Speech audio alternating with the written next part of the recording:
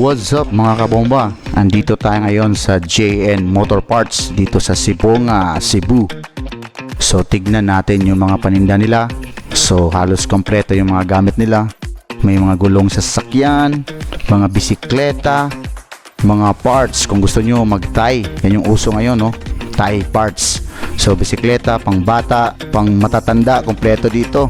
Pati mga gulong sa motorsiklo meron sila, ang gaganda, oh. Gaganda ng setup nila dito. Tsaka kompleto din, meron silang mga helmet, no? Gaganda ng mga helmet, oh. Naka-glass pa, walang alikabok. Meron din silang mga langis, mga oil, depende sa klase ng motor, scooter, big bike o normal lang na underbone. Meron din silang mga accessories, no? Ang ganda ng setup dito mga kabomba. Yun, yung may-ari, no? Yan, tropa ko yan, si Jeffrey. Shoutout sa you, Boss Jeffrey. Baka naman, meron pa tayo dyan.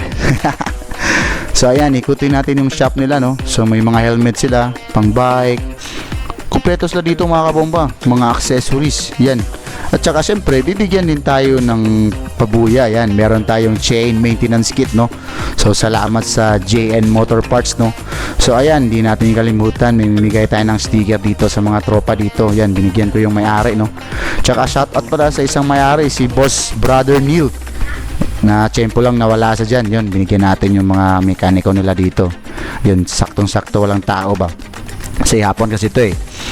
So ayan, ikot-ikot muli. So bigyan natin ng sticker. At least si Bomba Boards nakabisita sa kanila, no? So kung may mga kailangan kayo, mga motor parts or mga maintenance, andyan lang yung JN Moto, no? So JN Moto mga boss, baka naman